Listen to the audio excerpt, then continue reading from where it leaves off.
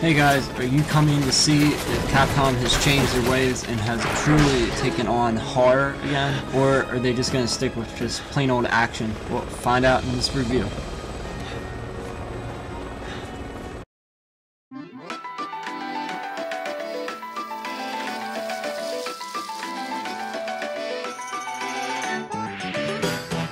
So for the graphics, this game looks pretty damn beautiful for being in this late in console cycle. All the characters, they did an amazing job. Their appeal, everything from their face to the girls' butts and boobs, everything looks great. The lighting looks good. Everything looks really good. If you want it to be a darker Resident Evil, just turn down the brightness as soon as you start the game. But overall, the graphics are amazing. Everything, especially the cutscenes. I've never seen really a bad spot in this game or any glitches or anything with the graphics. Put your gun down, Chris. She's a key witness. We need her. A witness? She's the one who did all this! No, it wasn't her. It was Simmons, the national security advisor. I lost all my men because of her! And I lost over 70,000 people, including the president, because of Simmons. Wake up.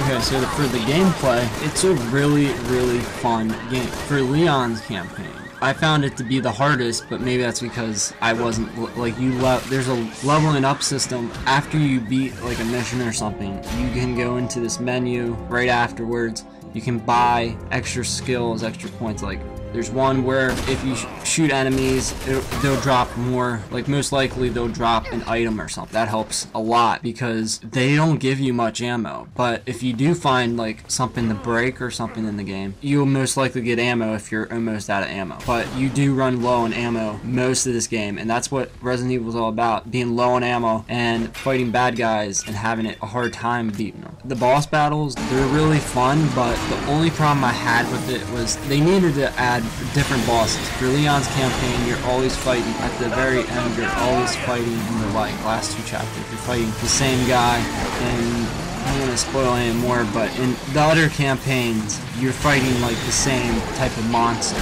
or something at the end. Except for Chris's. Chris's was pretty good. Chris had a good variety of bad guys. Overall, it's a fun game. I love the gameplay. The only thing I didn't like was there's no versus mode, but it's not the biggest seller to me since the game is so long and there's so much stuff to do without versus. But it would have been a nice touch to add versus mode. Other game modes the only other game modes there are is the Mercenaries and Agent Hunt, which you become one of the bad guys and you can hunt down your friends or something if they're in a game trying to beat the main story mode, which I thought it's a neat little touch. But I liked Mercenaries actually a little better on some of the maps. Resident Evil 5, maybe I just gotta get used to these maps, but they seem kind of small, so I'll have to see. I only played it like once or twice, so we'll see how that goes. The weapons for Ada Wong, I think, has one of the best setups. You get a crossbow, and you get all the you'll get every single one of the campaigns. You get Ada Wong's pistol is automatic instead of being just a normal semi-automatic pistol.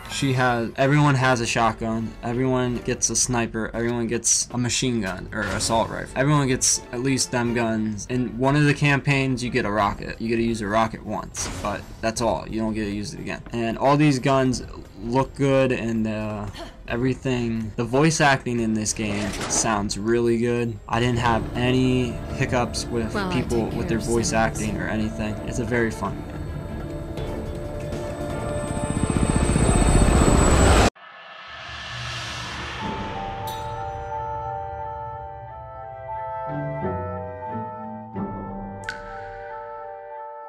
Okay guys, so here's for the long part. This game takes anywhere from 5 to 10 hours to beat each story mode. Well, it should take 5 to 10. It could take you less if you're playing with infinite ammo, which I have not unlocked. And you do so by, you have to unlock it in your skills menu when you're unlocking new skills and stuff. The storyline, I don't want to spoil any of it, because if I tell you anything, it's probably going to spoil it. But each character has an individual storyline that coincides with everyone else's, which I thought was pretty cool. You meet the other characters in your storyline, and all the characters are pretty well written. Even the new character, Jake Muller. Jake Muller has a really good sense of humor, and Leon, they all have their moments where they say something funny. Even Ada Wong is pretty good too. All the side characters, like, they're not tacked on. They can defend themselves. They basically have infinite health. Like, when they go down, they come right back up. So you don't have to worry about healing them constantly, and if they die, then you die. It's pretty awesome that they fixed that problem. I would have liked to see Sheva in Chris's story mode,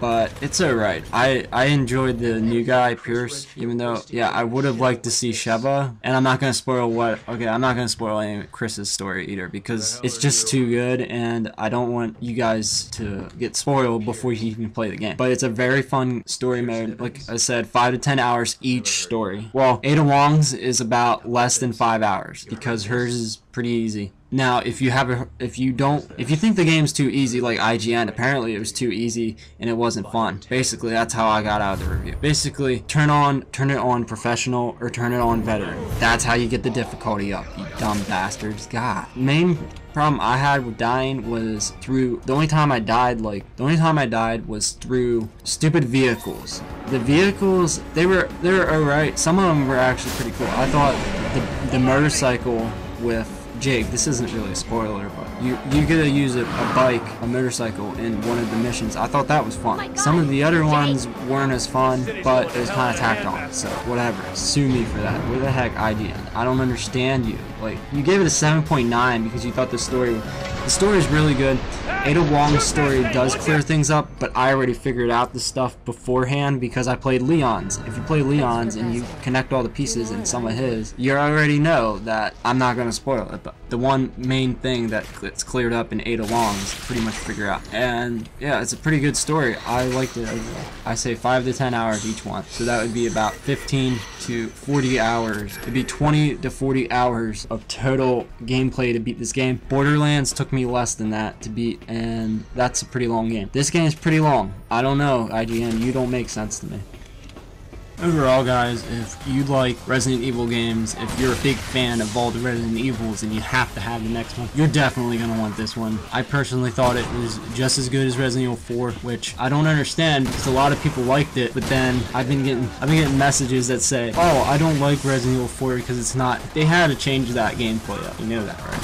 And there's some horror in it. You get, sometimes I did jump on like a few times, not a lot, but some of the elements are there. It's the horror's there. You just gotta respect. The game's really good. If I had to give it a score, I'd give it probably a 10 out of 10. It's a really fun game. No lie. I'm not lying at all. I'm not getting paid to tell you that, oh, buy this game. No, it's a really fun game. Subscribe, comment on my channel. If I do a written review, which probably won't be for a while, it'll be on reviewzonehd.com/forums. See you guys.